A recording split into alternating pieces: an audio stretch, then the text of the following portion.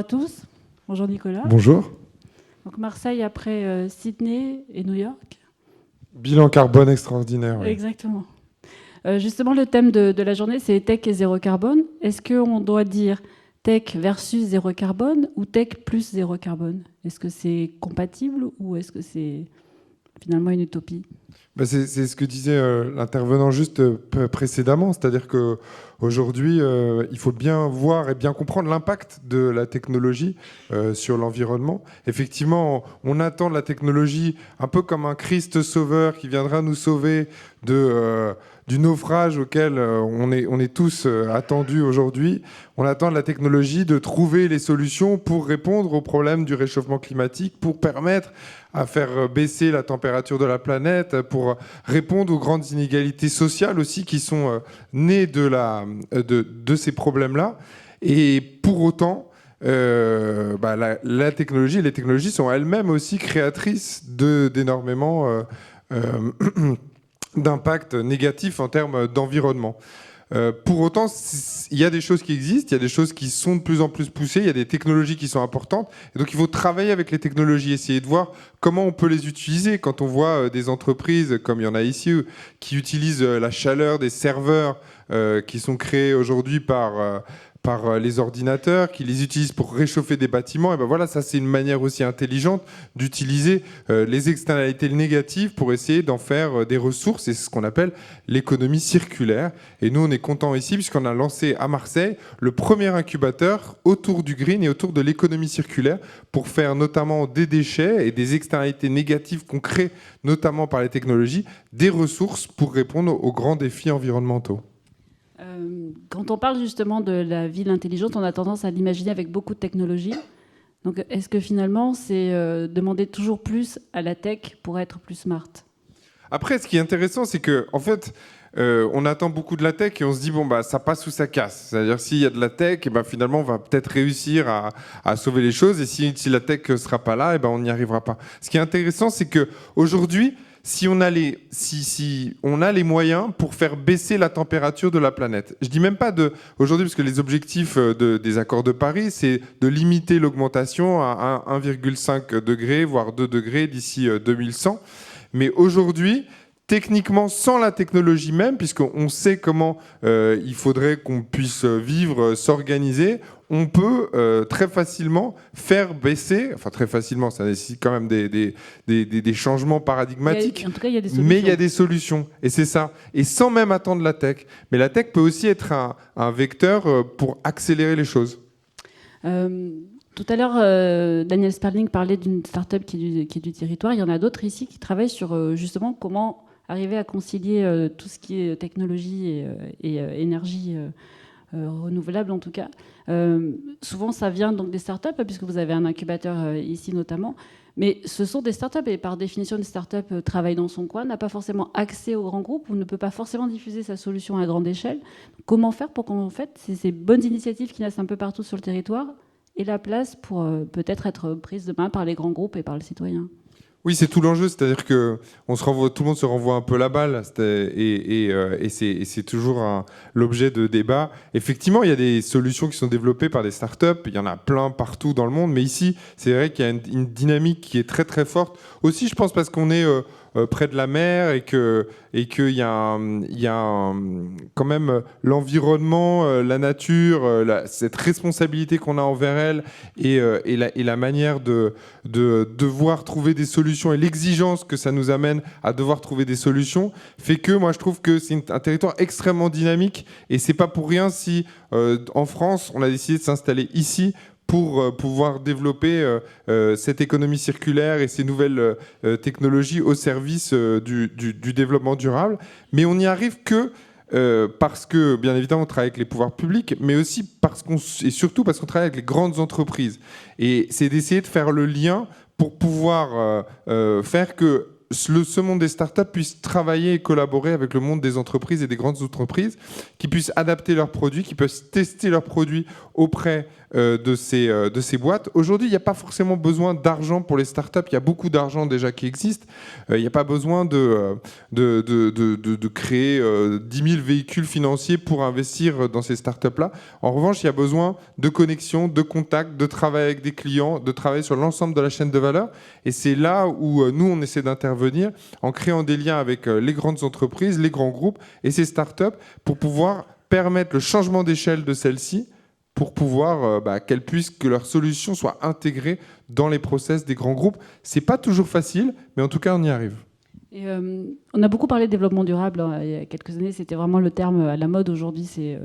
On parle de transition énergétique, d'économie circulaire. Les grands groupes ont vraiment cette volonté d'aller vers l'économie circulaire ou c'est un peu pour s'acheter une image? Je sais que je suis provocatrice en disant ça, mais est-ce qu'il y a vraiment une appétence pour les solutions de demain? Aujourd'hui, c'est-à-dire que même les entreprises qui ne croient pas au développement durable, qui ne croient pas à l'économie circulaire, tout ça, elles sont obligées d'y aller. C'est-à-dire que finalement, elles n'ont pas le choix. Pourquoi ? Parce que pour 3 raisons. La première, c'est qu'elles ont des actionnaires, et les actionnaires, c'est les gens qui sont comme vous et moi derrière, c'est-à-dire qu'à un moment, on a envie d'investir aussi dans des entreprises et des grands groupes qui ont un vrai impact. On a envie de savoir que notre argent a un impact. Et ça, c'est de plus en plus important. Et on voit, il y a un rapport de Morgan Stanley qui est sorti, qui montre que plus de la moitié aujourd'hui des investisseurs américains, y compris les grands investisseurs américains, veulent veulent investir dans des entreprises qui ont des critères ESG très importants, donc de durabilité. Ça, c'est la première chose. Le deuxième enjeu pour les entreprises et les grands groupes, c'est comment on attire des talents et comment on continue à attirer des talents. Et aujourd'hui, la jeune génération, Jean-Christophe parlait de génération Y, ce qu'on appelle les millennials. Les millennials, c'est 80% d'entre eux, 80%, c'est un chiffre, c'est plusieurs études qui ont été faites là-dessus, 80% d'entre eux veulent travailler dans une boîte qui a du sens et qui montre qu'elle contribue à œuvrer positivement pour la société et pour l'environnement. Et donc aujourd'hui, il y a de plus en plus de ces talents-là. Si on veut les attirer, on doit pouvoir faire ça.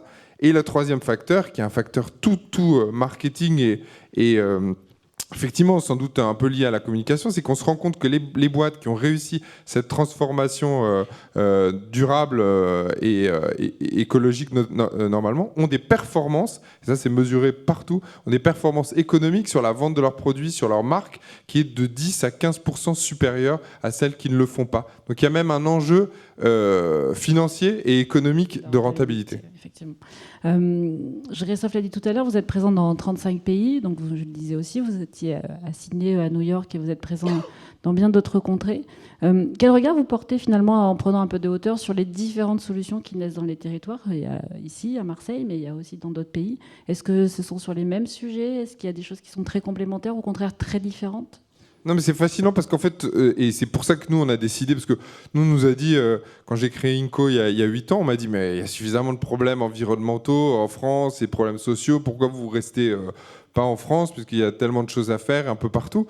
Mais en fait, ce qui est fascinant, c'est qu'aujourd'hui, cette problématique se pose partout dans le monde, dans tous les pays. C'est la même chose. C'est la même chose. Toutes les métropoles du monde entier aujourd'hui réfléchissent à ces problématiques et essaient de trouver des solutions. Et nous, ce qu'on s'est dit, c'est que plutôt que chacun réinvente un peu la roue dans chaque pays et développe des solutions qui se ressemblent beaucoup, hein. Nous, on accompagne plus de 500 startups par an dans le monde et il y a beaucoup de choses qui se ressemblent. Nous, on a décidé de créer une communauté de ces startups qui sont toutes connectées entre elles par secteur d'activité, qui peuvent travailler ensemble, pourquoi pas parfois fusionner, développer des produits ensemble, aller sur de nouveaux marchés. Parce qu'aujourd'hui, la collaboration, c'est ce qui va permettre de faire avancer les choses et c'est ce qui va permettre de changer d'échelle, parce que la clé, c'est le changement d'échelle. Parce que sinon, on va continuer à nous dire « Ah non, mais c'est bon, vos trucs, c'est petit, c'est gentil, mais nous, on fait des trucs sérieux, on doit donner de l'énergie pour 5 millions, 10 millions de personnes,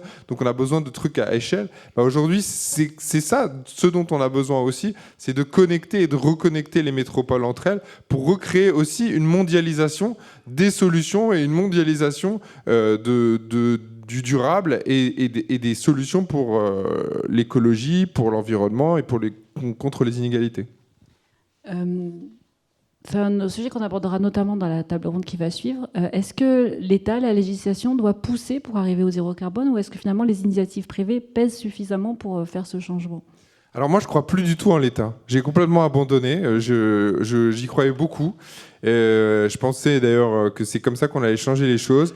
Mais je me rends compte que l'État, ça n'avance pas beaucoup. C'est-à-dire qu'il y a des grandes déclarations, y compris quand on voit la COP21. Alors on est tous pleins d'espoir, on trouve que c'est fantastique, etc. Bon, à la fin, on se rend compte que finalement, il n'y a que 10 pays qui respectent ce qui s'était dit. Donc en fait, la parole n'a plus aucune crédibilité. On peut signer des trucs, ça n'a plus aucune crédibilité. Je crois que l'échelon national, en tout cas, même si bien évidemment, il peut être facilitateur, comme l'échelon européen, qui peut être facilitateur, qui est très clé, mais pour autant, ça ne bouge pas beaucoup quand on voit les traités de libre-échange qui peuvent être signés et vraiment on s'en fout de l'impact écologique parce qu'il y a des intérêts derrière qui sont très importants.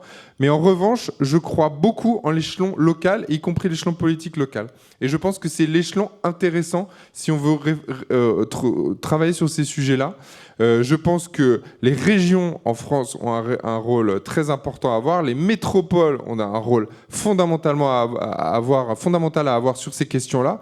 Et il faut et on se rencontre entre une métropole et une autre, une qui bosse vraiment sur ces sujets, qui fait des choses, et une qui parle mais finalement ne fait rien. En fait, c'est extrêmement visible et au quotidien, ça change vraiment la vie des citoyens, et les citoyens, et dans leur action, reconnaissent aussi beaucoup les politiques qui vont travailler sur ces sujets-là. Donc oui, le politique a un rôle encore à jouer, mais je pense que c'est vraiment à l'échelon local que ça se fait, parce qu'il y a des particularités locales, et parce qu'on peut plus faire bouger les choses finalement, et plus mettre en action. Et c'est par la démultiplication d'actions locales qu'on réussira à faire transformer, y compris les échelons qui sont au-dessus, les échelons nationaux et supranationaux.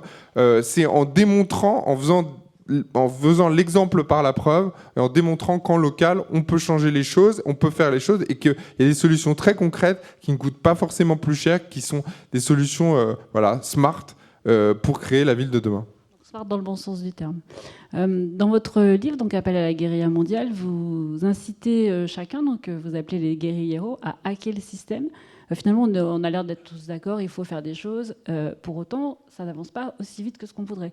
Pourquoi est-ce qu'il y a cette dichotomie entre la volonté exprimée même par le citoyen et au final, pas forcément des solutions? Exactement. Mais je pense que tout le monde a envie d'agir, tout le monde a envie de faire des choses, mais pour autant, les gens n'ont pas forcément la boîte à outils. Et c'est le grand défi à avoir, c'est-à-dire que, y compris certaines collectivités locales, qui ont envie de faire des choses qui sont très bien intentionnées, mais qui pour autant ne savent pas par où commencer et quoi faire. Et c'est pour ça qu'il faut démultiplier les initiatives locales, travailler en réseau, et c'est pour ça connecter les villes, c'est super ici. Alors nous, on a un incubateur à Tunis aussi. Voilà, ces échanges-là, c'est ça qui fait la richesse et qui fait qu'on va réussir en démultipliant, en réinventant. On va jamais être complètement innovant. L'innovation, c'est souvent reprendre un concept quelque part et de le réadapter en local, et c'est de travailler comme ça. Et la guérilla à laquelle j'appelle, c'est une guérilla justement de l'innovation, de la contamination croisée,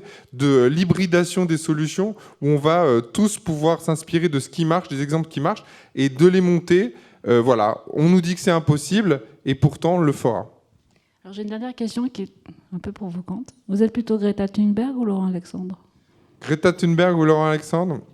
Alors c'est amusant parce que Laurent Alexandre, je l'ai rencontré ici même au Forum Smart City il y a quelques années, il y a 2 ans exactement.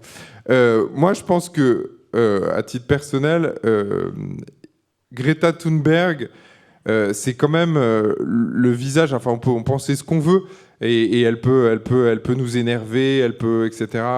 Elle peut nous mettre dans une situation où on est mis aussi face à ses propres contradictions. Je pense qu'aujourd'hui, quand même, le sens de l'histoire va plutôt du côté de Greta Thunberg que du côté de Laurent Alexandre. J'aime beaucoup Laurent Alexandre, mais c'est vrai qu'aujourd'hui, on se rend compte que voilà, il y a une génération qui pousse derrière, qu'il y a des choses. Après, il faut pas être forcément aussi dur, il faut pas être forcément aussi radical, même si moi je pense que la radicalité est quand même un facteur qui permet de faire avancer les choses. Mais moi, à titre personnel, si on fait un vote à la fin de la journée et que vous posez la question à tous les intervenants, moi je vote plutôt pour Greta Thunberg. D'accord, merci beaucoup. Merci.